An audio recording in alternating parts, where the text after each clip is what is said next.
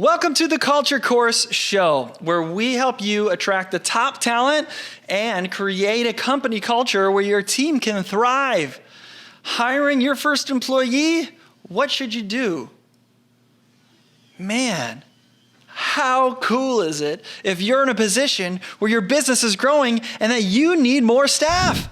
That is awesome. Congratulations. That is great.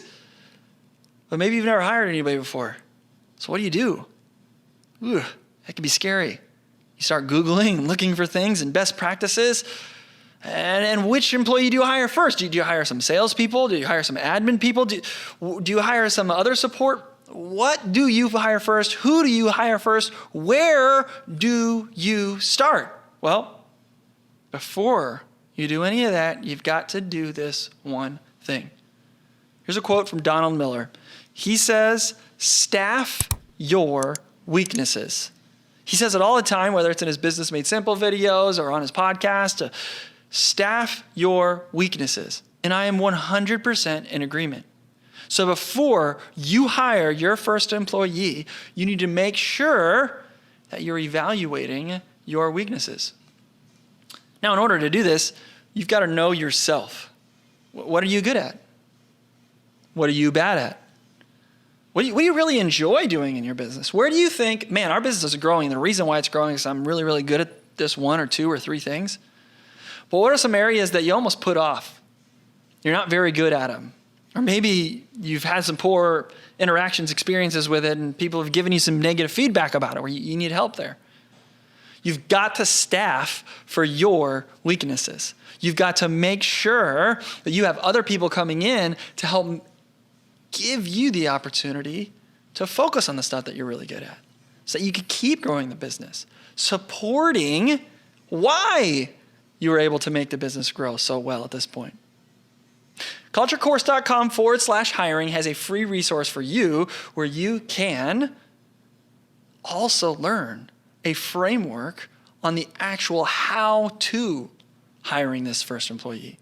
CultureCourse.com/hiring.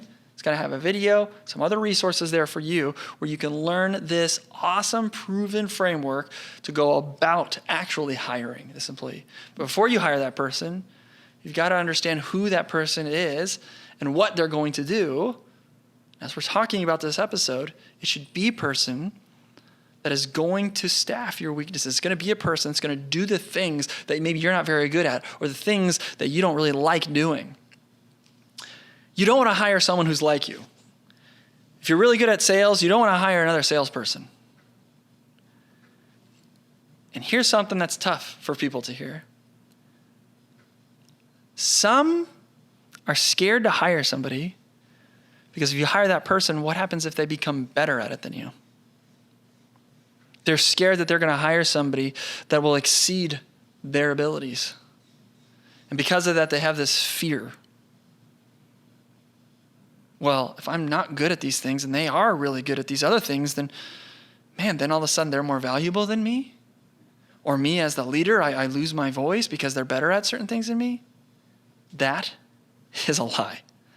And that is something that you cannot believe. Guys, I'm telling you from experience right now, I did originate mortgage loans. I've done all kinds of different things within my business, and I currently have on my team and on my staff people that are better than me at almost every level. These guys are breaking all of my records, okay? They are way better at their job than I ever was at it. And I'm not threatened. I'm pumped up and excited because they're breaking the records with me, with the team. And because they're doing that, it allows me to focus on these other things that I'm really good at. They are awesome, and they're better at it than I ever was. And it's been a huge benefit and blessing to me. So don't be scared that somebody might exceed your abilities. Hopefully they do. And don't be scared of hiring somebody that's going to be better at stuff that you're not good at. Hopefully they are. Because this week's call to action is understanding your weaknesses. What are the areas in your business that you don't like? Write them down. Figure out things that you aren't good at. Figure out things you don't enjoy doing. And your first hire should be somebody that can handle those things. That way you can focus on the stuff that you enjoy doing, that you can focus on the stuff that you're good at, and that will help the growth of your company continue to rise. Again, I don't know what that is for you. Again, maybe you're great at sales, so you want to hire some back-end admin staff to support that. Maybe you're really good at the processes and the systems and the things behind the scene, but you're not so good at sales, so maybe you got to hire some salespeople. I don't know what it is, but figure out what that is. Take time this week to understand what your weaknesses are, because if you do this, you can hire somebody, you can staff your weaknesses, as Donald Miller says, and when you hire your first employee, you'll be ready. And when you hire your first employee, you have a higher rate of success as a result of this. Hiring your first employee, do this first. That means you take some time to understand what your weaknesses are. culturecourse.com/hiring. It'll help you with the rest afterwards. That free resource and framework, that's going to get you to where you need to be. It's going to give you the how-tos, the do's and don'ts when you actually go through that hiring process. All right, figure out your weaknesses this week. You can do it. Have a great week.